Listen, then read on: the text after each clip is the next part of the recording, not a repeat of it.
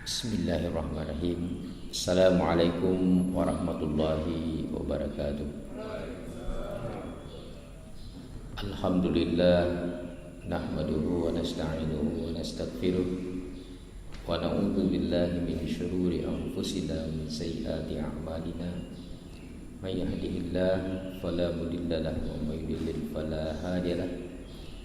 Asyhadu an la ilaha illallah wahdahu la syarika lahu wa asyhadu anna Muhammadan abduhu wa rasuluh. Allahumma shalli wa sallim wa barik ala Muhammad wa ala alihi wa ashabihi wa man tabi'ahum bi ihsanin ila yaumiddin. Amma ba'd. Alhamdulillah, kita senantiasa merasakan nikmat Allah Subhanahu wa taala dengan penuh kesadaran. Kita meresponnya dengan banyak-banyak kita mengingat kepada Allah Subhanahu wa taala serta mensyukuri nikmatnya, dan terus-menerus kita tingkatkan kualitas ibadah kita. Karena kita senantiasa mengarahkan diri kita, mengarahkan jiwa kita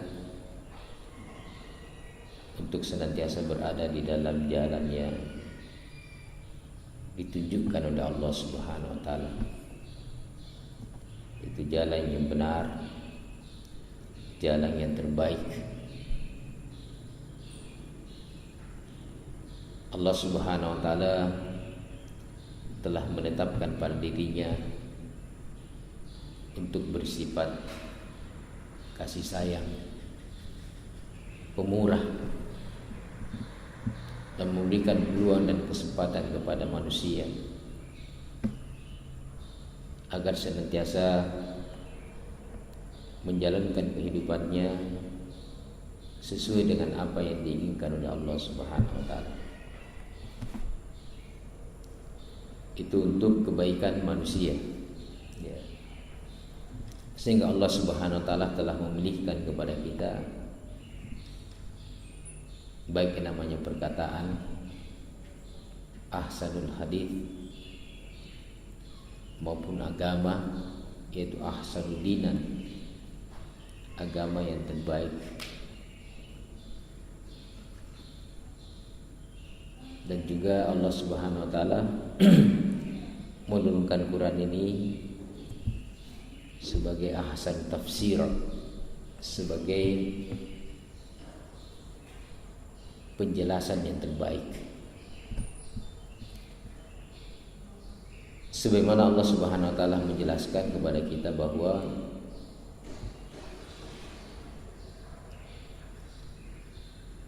kita sebagai umat Islam diperintahkan oleh Allah Subhanahu wa taala untuk mengikuti jejak langkah Nabiullah Muhammad sallallahu alaihi wasallam. Satu ketika bagi manusia-manusia yang tidak mau mengikuti Rasulullah sallallahu alaihi wasallam, mereka akan menyesal dan juga disesalkan oleh Rasulullah sallallahu alaihi wasallam. Sebagaimana kita yakini bersama bahwa hari yang benar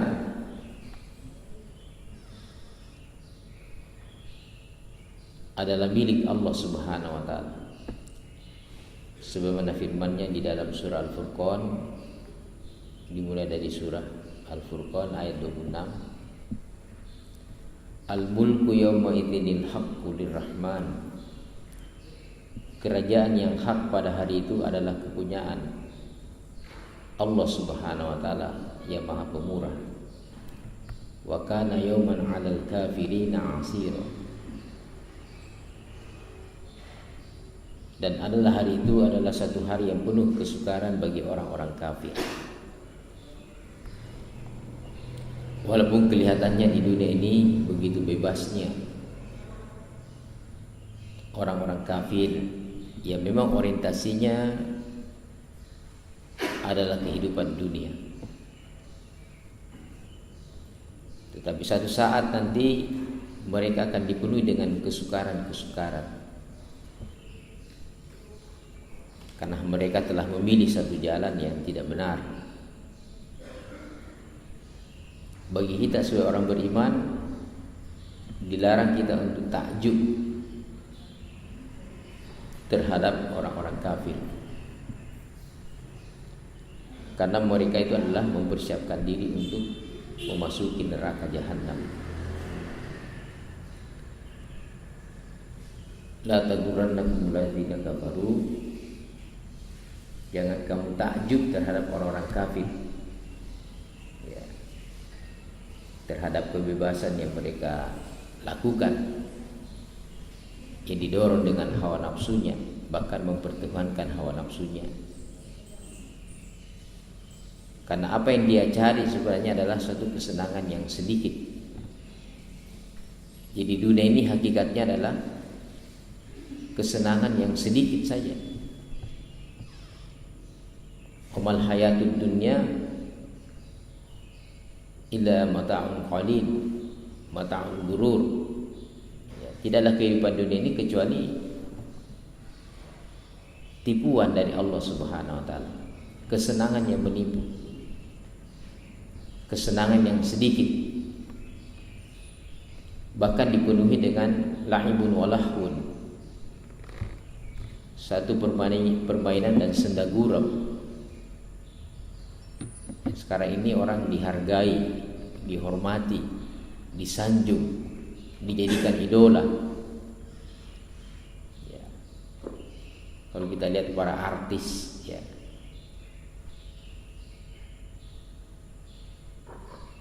di mana mereka ini banyak sekali melakukan kebohongan, tetapi itu yang dijadikan idola. Yang sebenarnya mereka itu hanya bersandiwara, ya, tapi orang sudah takjub, mempengaruhi orang, ya, dan luar biasa itu, ya, pengaruh-pengaruh yang dibuat sedemikian rupa. Bahkan ada sarana-sarana yang mendukung mereka, padahal apa yang dilakukan adalah sesuatu yang bersifat sedikit saja, dan mereka akan diancam oleh Allah Subhanahu wa taala dengan api yang menyala-nyala.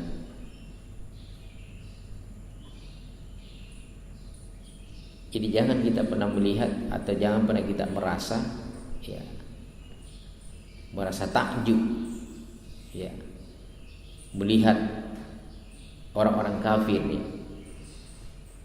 yang begitu bebas bergerak di seluruh negeri yang ada di dunia ini. Bahkan dia menguasai dunia ini,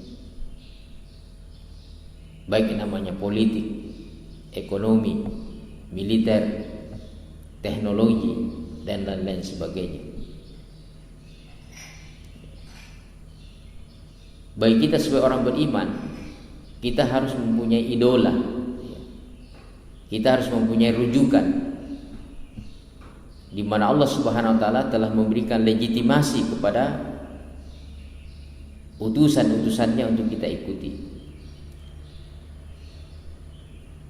Manakala kita tidak mengikuti Rasulullah, itulah yang menjadi penyesalan. Sebagaimana yang dikatakan oleh orang kafir di lanjutan ayat tadi, wa yawma ya'addu zalimu ala yadayhi yaqulu ya laitani ittakhadhtu ma'ar rasuli sabila. Dan ingatlah hari ketika itu orang-orang yang zalim menggigit dua tangannya seraya berkata, aduhai kiranya dulu aku mengambil jalan bersama-sama Rasul. Jadi semua orang yang ada di dunia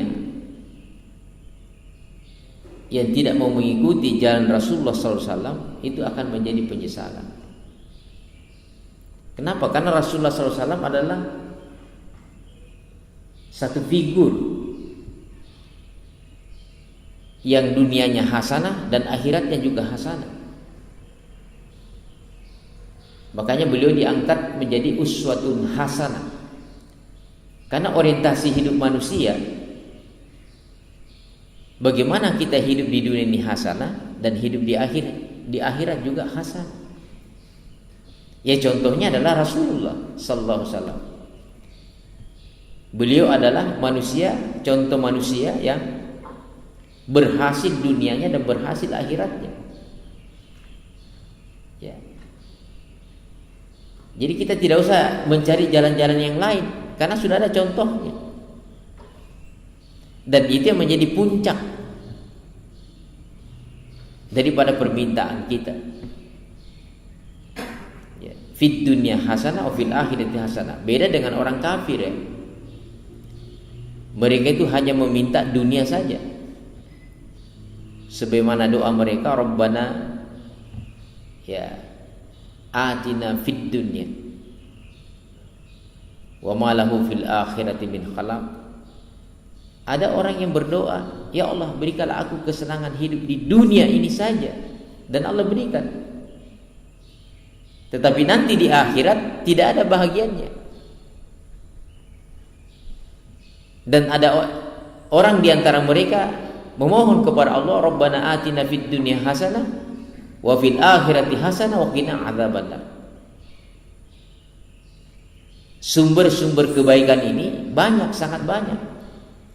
Kalau kita ini mau berbuat baik ya, dan kita ini menunjukkan kebaikan dalam posisi apapun juga ya. Dan semua jalan-jalan yang telah ditunjukkan oleh Allah Subhanahu wa taala dan dicontohkan oleh Rasulullah sallallahu alaihi wasallam itu adalah menjadi sumber kebaikan buat kita. Allah Subhanahu wa taala tidak melarang kita memimpin, bahkan diberi jaminan oleh Allah Subhanahu wa taala salah satu kelompok manusia yang dilindungi oleh Allah Subhanahu wa taala di mana hari itu tidak ada perlindungan. Salah satu di antaranya adalah imamun adil. Pemimpin yang adil. Silahkan jadi pemimpin. Ya. Yang penting adil. Ya. Mau jadi orang kaya silahkan. Kata Rasulullah SAW, salah satu kelompok manusia juga yang dijamin oleh Allah dilindungi di hari di mana tidak ada perlindungan kecuali perlindungan dari Allah Subhanahu wa taala adalah orang yang juga suka berinfak. Silahkan jadi orang kaya. Banyak sahabat-sahabat, bahkan 10 sahabat itu yang utama yang dijamin masuk surga semua pedagang. Ya. Abu Bakar As-Siddiq itu pedagang. Utsman bin Affan, Abdurrahman bin Auf, ya, Talha, Zubair. Itu teman-teman Rasulullah sebelum Nabi jadi Rasul. Itu teman-temannya di pasar. Ya. Nabi itu suka jalan-jalan di pasar, yamsuna fil aswaq. Nabi itu suka jalan di pasar-pasar. Sampai dikritik oleh orang-orang kafir. Bagusnya Nabi itu jangan jalan-jalan di pasar. Ya. Suka belusukan ya. Ya kayak Jokowi itu. Ya. Itu ya. Kata Rasulullah bukan lagi seperti itu. Kata Nabi, kalau kita tidak mau mencari Nabi di luar masjid, kata beliau, carilah aku di tengah-tengah anak yatim dan orang-orang miskin. Nabi itu punya kepedulian sosial yang sangat tinggi. Ya. Kenapa? Tentu beliau takut dikatakan orang yang berdusta dalam beragama. Ara'aital ladzi yukadzibu bid-din fadzalika alladzi yad'ul yatim wa la yakhuddu 'ala ta'amil miskin. Bahkan itu adalah merupakan program dari Allah Subhanahu wa taala khusus terhadap Nabi. Fa ammal yatima fala takhar wa ammas sa'ila fala tanhar wa amma bi ni'mati rabbika fahaddits. Itu program utamanya Nabi. Ya, terhadap anak-anak yatim Jangan kau berlaku sewenang-wenang terhadap mereka. Dan terhadap orang yang meminta, jangan kamu tolak. Dan nikmat yang diberikan oleh Allah Subhanahu wa taala, hendaklah kamu bagi-bagi. Minimal disebut-sebut. Jadi Nabi itu tidak pernah menyembunyikan nikmat, terutama nikmat yang datangnya dari Allah Subhanahu wa taala, yaitu ad-dinullah ini. Ini nikmat yang terbesar karena dia akan mengantar kita kepada kenikmatan yang lebih kekal, yang lebih abadi. Seandainya Nabi itu menyembunyikan kebenaran ini, sudah sesat kita ini. Sesat kita ini. Kan banyak orang sesat ini sekarang ini. Apa yang dimaksud dengan sesat? Dia tidak tahu kalau sudah menjadikan kekuasaan itu menjadi tujuan. Ini kan didemonstrasikan di depan kita di TV, luar biasa ini. Kasus-kasus yang terjadi sekarang ini luar biasa. Ya, perampokan uang negara ini, perampokan uang rakyat yang mestinya diberikan kepada, diambil, dimasukkan di kantongnya semua. Ya, dan mulai ini tersentuh mereka. Ya. Ya. Kenapa? Karena dia menjadikan kekuasaan jadi tujuan, menjadikan kekayaan jadi tujuan. Padahal bagi Islam, kekuasaan, kekayaan itu bukan tujuan, tapi sarana yang bisa mengantar manusia kepada tujuan utama. Makanya Rasulullah SAW, beliau itu merebut kenikmatan-kenikmatan duniawi untuk kepentingan akhirat. Jadi jangan kita ini meninggalkan dunia, karena di dunia inilah sebagai sarana, sebagai arena untuk kita merebut berbagai macam jalur-jalur kenikmatan yang ditawarkan oleh Allah Subhanahu wa taala. Banyak sederhana. Ya. Contoh, kalau kita ini mau menjadi orang yang mempunyai perkataan yang terbaik, apa itu? Allah katakan, "Wa man ahsanu qaulan mimman da'a ila Allah wa 'amila sholihan wa qala innani minal muslimin."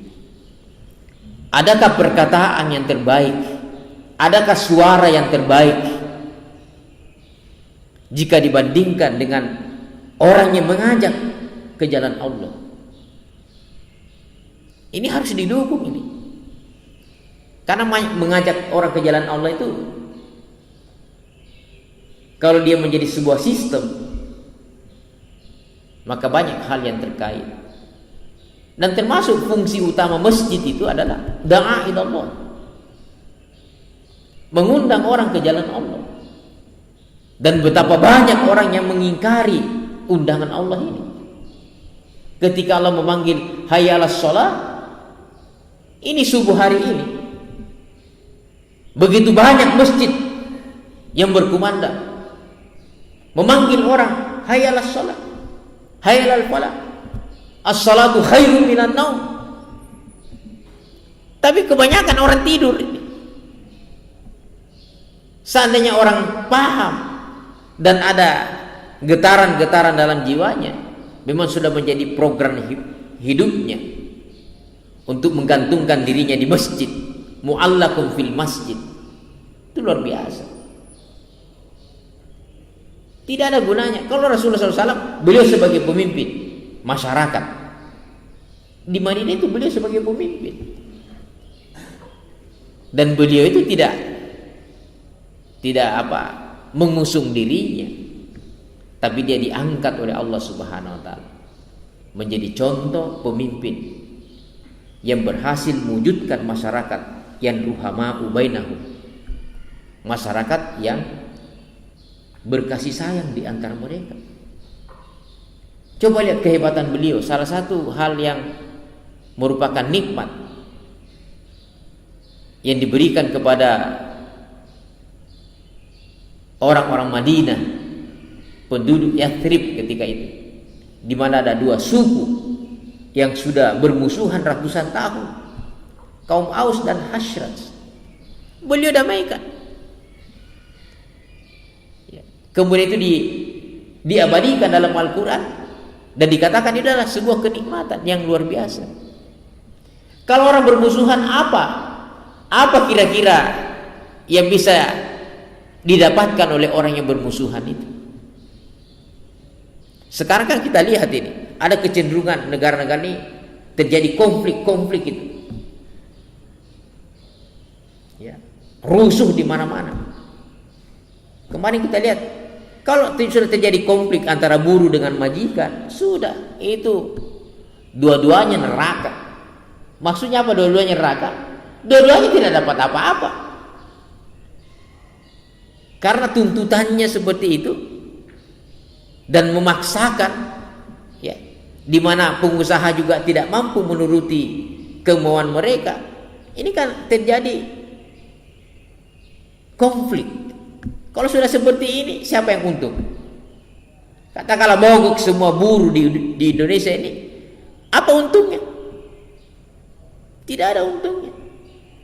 Tetapi kalau dia merasa memiliki perusahaan itu dan juga majikannya tidak mau bukan berjiwa pemeras, ya, terhadap keringat, memang dihitunglah secara manusiawi.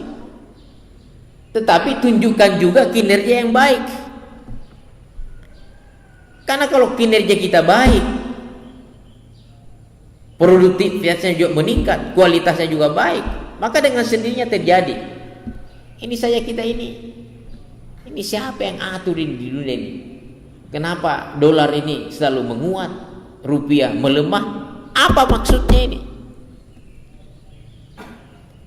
Itu kan nilai kerja kita itu dihargai begitu rendah, ya kan? Pada uang itu kan simbol, uang itu simbol daripada kreativitas, simbol daripada produktivitas, simbol daripada kinerja, simbol daripada kompetensi. Itu dinilai dengan uang. Tapi Nabi Muhammad SAW, apatah lagi Allah Subhanahu wa taala, bukan menilai manusia itu berdasarkan harta atau uang itu, bukan di situ nilainya manusia. Jauh lebih dari itu. Bahkan Allah Subhanahu wa taala menawarkan harga tanpa batas. Coba saya lihat Allah menawarkan kepada manusia ini melalui lisan Rasulullah SAW, salat sunat 2 rakaat sebelum salat subuh lebih baik daripada dunia dan seluruh isinya. Ini kan harga yang luar biasa ini.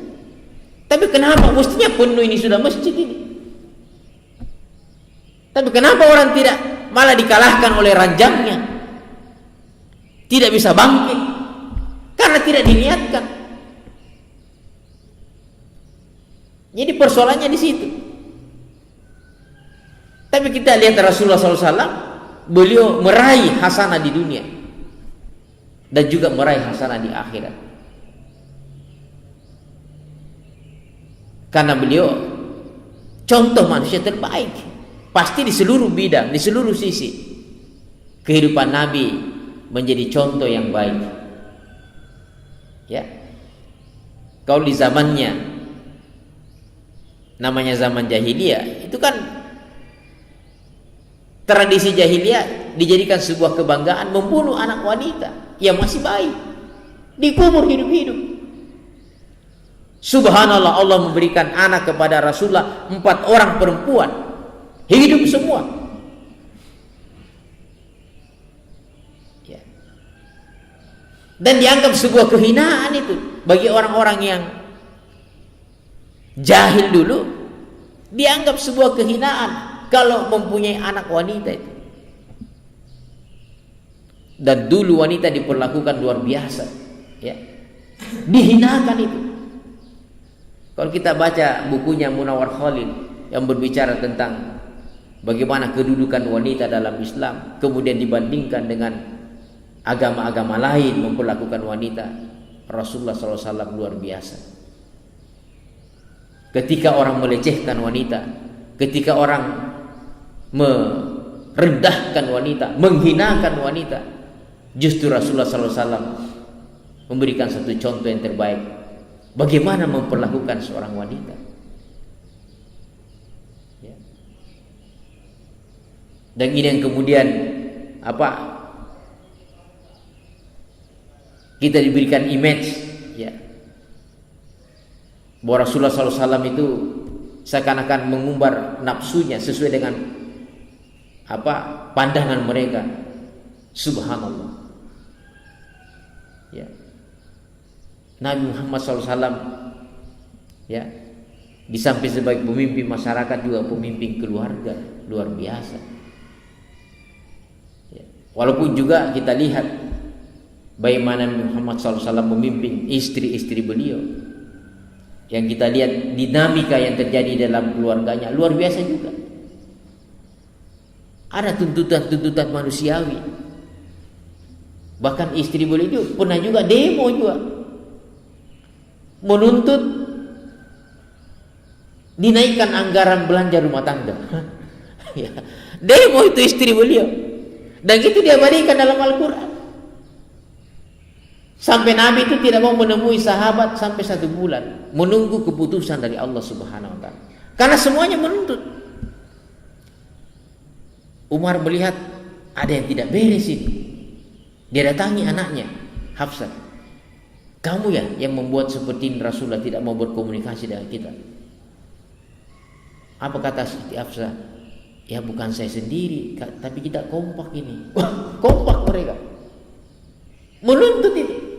Akhirnya Allah turunkan wahyu, dipanggil semua istri-istrinya, sini kumpul deh. Nah, ini diberikan solusi dan diberikan opsi. Ya, apa yang kau inginkan, Allah Subhanahu Wa Taala telah berikan keputusan. Harta dunia yang kau minta itu sudah saya siapkan. Berapa yang kau mau?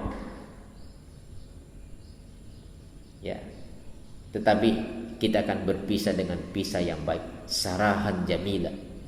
Ya. Nabi tidak marah, diberi opsi, atau kau mau milih Allah dan Rasulnya. Silahkan. Wah, kalau dikasih dunia ini habis ini. Sekali masuk mall itu habis itu. Tapi kalau Allah dan Rasulnya itu sumber itu. Makanya Abu Bakar As-Siddiq ketika beliau diminta untuk berinfak, dia kasih semua hartanya. Sampai ada nyeletuk, masih ada yang sisa. Yang sisa Allah dan Rasulnya. Itu bukan sisa, sumber itu. Ya. Kenapa? Dia sudah dekati sumber perbendaharaan. Ya. Allah Subhanahu Wa Taala. Dia tidak pernah takut sudah. Karena dia sudah mempunyai paradigma, ya. Orang seperti ini mempunyai paradigma sudah. Ya. Memberi itu adalah milik. Ya. Kalau orang memberi, dia rasakan kurang kan? Tapi kalau dia memberi adalah milik, itu luar biasa sudah. Bilang, apa yang saya berikan? Itulah milik saya, yang tidak ada yang bisa ganggu gugat. Kan banyak orang sekarang ini, subhanallah ya. Namanya kalau sudah meninggal orang tuanya, bahkan ada orang yang belum meninggal orang tuanya, kenapa lama betul mati bapak itu? Karena kaya betul. Sementara belum netes. Ya. Didoakan sama anaknya. Ya. Apalagi waktu sakit-sakit itu, aduh cepatlah mati ini, kita mau bagi-bagi. Iya, saya gembira. Na'udzubillah min dzalik. Ya. Kenapa Rasul? Seperti ini ada juga sahabat seperti itu, ketika diminta menyerahkan hartanya, dia kasih semua. Rasulullah terima, tapi dikembalikan lagi. Nah, saya terima pemberianmu, tapi saya kembalikan lagi untuk keluargamu. Kenapa? Karena Nabi tahu orang ini bagus, orang ini. Cuma istrinya marah nanti. Ya. Marah nanti istrinya, dimarah-marah nanti sama istrinya. Karena dia berikan semua, tidak ada untuk istrinya. Kalau seperti Abu Bakar As-Siddiq beda, ada bedanya. Ya, kenapa? Karena sudah membangun kesepakatan dengan istrinya. Nah, ini orang bagus ini. Cuma istrinya yang tidak siap. Bisa jadi konflik itu. Subhanallah. Jadi majelis yang dirahmati Allah Subhanahu wa taala, kalau kita lihat orang-orang kafir nanti menyesal. Bahkan orang-orang beriman juga menyesal juga, karena ada juga orang beriman itu. Dia bersyahadat kepada Allah dan Rasulnya, tapi yang diikuti bukan Rasulullah. Ya. Bukan Rasul yang diikuti. Sehingga dia mengingkari jalan-jalan Rasulullah SAW. Kemudian mereka berkata, ya wailata laitani lam attahid fulanan khalila. Kecelakaan besarlah bagiku, kiranya aku dulu tidak menjadikan si fulan itu jadi teman akrabku. Banyak orang salah memilih teman. Ini kan sekarang saling menghujat. Tadinya akrab itu di TV berpelukan. Sekarang saling menghujat. Kamu itu, kamu juga. Ya, dibuka semua. Ya, dibuka semua sekarang. Ya, yang tadinya kita lihat, oh ini bersih betul ini orang, karena ngomongnya juga hebat ini. Begitu ada indikasi, dia terima juga duit itu. Hah? Kaget orang. Masa iya? Ya, kaget itu. Dan ini akan terjadi, menjadi bola panas ini, menggelinding terus. Ya, bagus juga supaya terungkap semua. Ya, dan kita harus memberikan dukungan yang kuat, ya, untuk mengungkap kasus seperti ini, supaya Allah buka semua itu, Allah keluarkan itu. Barangkali sudah waktunya ini dibuka semua. Ya, karena inilah yang membuat menderita itu. Saya juga heran ya, termasuk di sini. Ada jalan itu masih bagus, tapi dikasih aspal lagi di atas. Sementara banyak jalan, yang jalan utama juga masih banyak loh, banyak tidak diapa-apain. Kayak apa ini ya? Apakah diburu ini untuk menghabiskan anggaran? Ya. Apakah wakil kita itu selalu melusukan juga ke kampung-kampung, bukan untuk kampanye ya? Karena itu tugasnya. Subhanallah. Ya. Ini yang saya katakan tadi, orang yang tidak mau mengambil jalan-jalan Rasulullah, ya tidak lama itu. Ya. Anda mencoba menjadi pemimpin yang tidak jujur, sudahlah. Ya, akan ditarik itu, dicaci maki dan dihinakan nanti.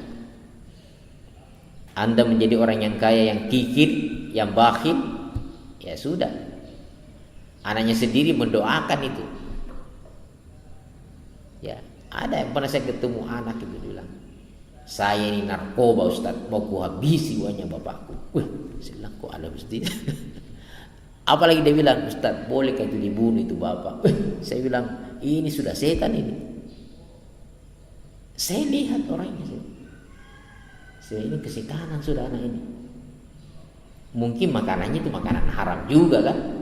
Sampai seperti itu pikiran. Subhanallah. Jadi majelis yang dirahmati Allah Subhanahu wa taala, jadi orang menyesal nanti. Ya. Kenapa dia menyesal?